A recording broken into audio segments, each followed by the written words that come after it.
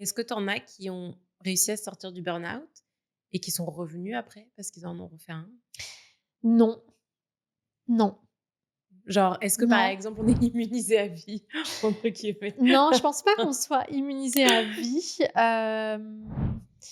non parce que ce que je leur dis beaucoup aussi, c'est que parce qu'il y a souvent cette croyance ou en tout cas cette envie de se dire, «Ah mais moi en fait j'irai mieux quand je serai plus fatiguée et je serai guérie Mmh. complètement, quand vraiment je serai au top du top et tout». Mais ça n'existe pas dans la vie. Mais moi je suis fatiguée régulièrement Mmh. et c'est OK. Il y a des fois où je dors mal, il y a des fois où je suis de mauvaise humeur, il y a des Ouais. fois je suis pas devenue, surhumaine Ouais. parce que je suis sortie d'un burn-out, en fait. C'est Ouais. impossible. J'ai aussi, un système hormonal, j'ai, des coups durs qui m'arrivent, juste des moments où il y a rien, mais en fait, je suis là: «Oh, ça va pas», Ouais. je ne sais pas exactement pourquoi, mais voilà.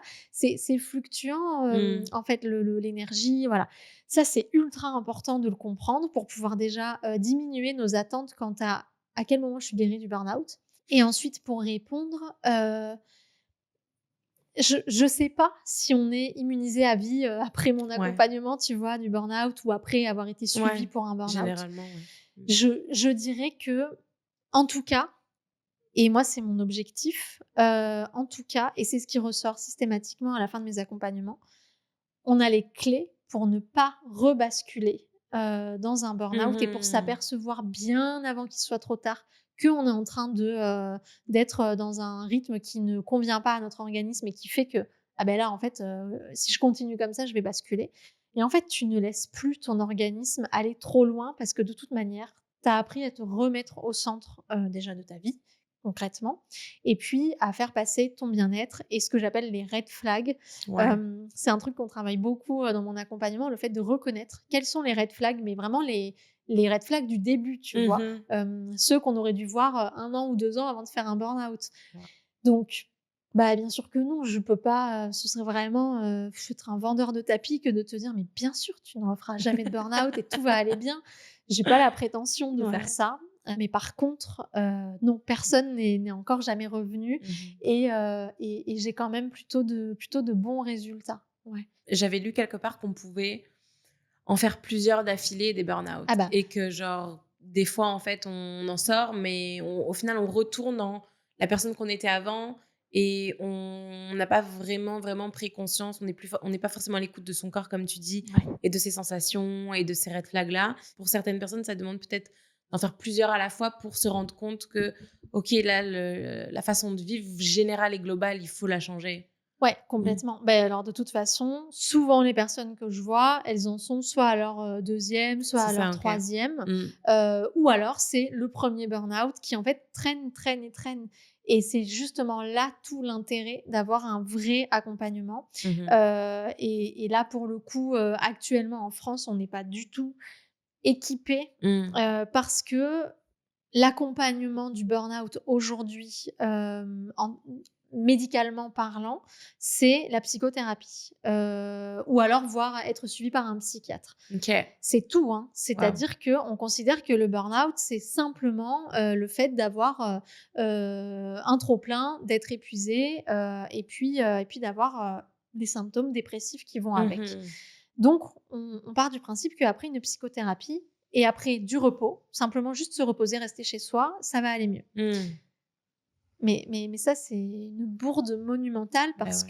que, déjà les personnes qui sont chez elles en burn-out, et qui ne vont plus travailler, elles sont dans un état de culpabilité pas possible. Le stress, malgré tout, il est toujours là, voire même encore plus exacerbé parce qu'elles se retrouvent coincées entre 4 murs alors qu'elles étaient, dans un mode, ultra speed, quelques semaines avant, quelques mois avant, voire même toute leur vie, Mmh. et qu'en plus elles se retrouvent à être là: «Je me repose», mais je ne sais pas comment on fait pour se reposer. Ouais. Qu'est-ce que c'est que ce verbe en fait, se reposer, n'importe quoi.